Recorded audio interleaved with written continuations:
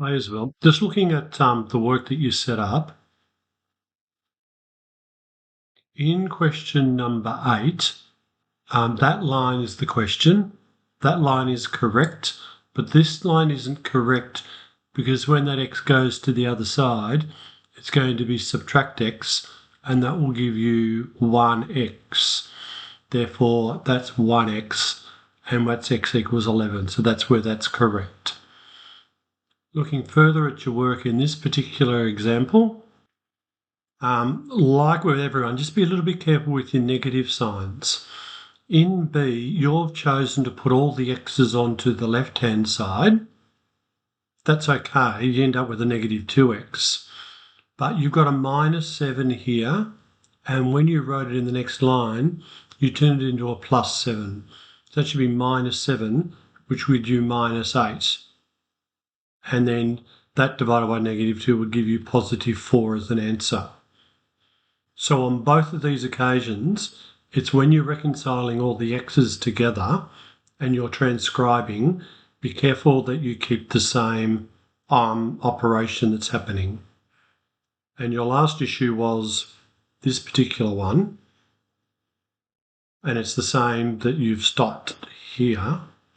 But if I go back down to here, that's correct. You're getting all of the terms that have an x together. So you end up with a minus xb and ax, and then you move the bc to the other side, plus bc. So this here is correct to that line there. And if we move up to the next page, that's a transcription. There should be a negative on that A, shouldn't there? I'll just double check to make sure that, yes, there is a negative on that A. So you're taking out C as a common factor, which gives you minus A plus B. Now I've got A minus B as a factor on one side, and I've got minus A plus B. So I'm going to think about this instead as being not C times minus A plus B, but minus C times A minus B. So if I see this as being minus C, A minus B, then they cancel on the right-hand side to leave you with the negative C. You don't have this 1.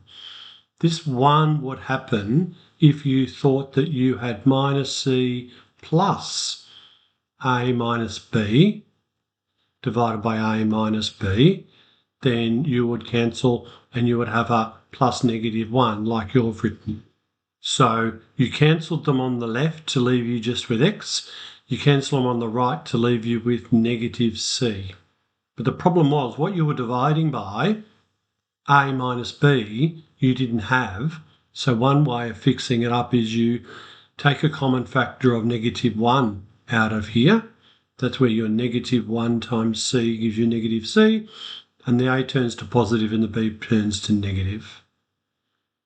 Now, this is what's going to happen in this particular question. I think we need to get, do you know how when you worked out here, you got all of the things that had an x in them on the left-hand side and all the things that didn't have an x on the right-hand side. So I think you need to do the same thing here. So instead of dividing by a, I would have expanded both sides. So ax minus ab equals x minus b. Then get all the x's on one side. Ax, the x would become minus x, equals the ab becomes positive minus b. So then you got x a minus 1 equals ab minus b. Therefore x equals ab minus b on top of a minus 1. You could factorise the top and give you b outside of a minus 1 over a minus 1, and you'll notice the a minus 1's cancel with the a minus 1's, and x equals b is your solution. So you were never going to get there because you did it by dividing by A. You've got x's here and you've got x's here. So the best way is multiply the brackets out and expand, then get all of the x's on one side and anything that doesn't have an x on the other side.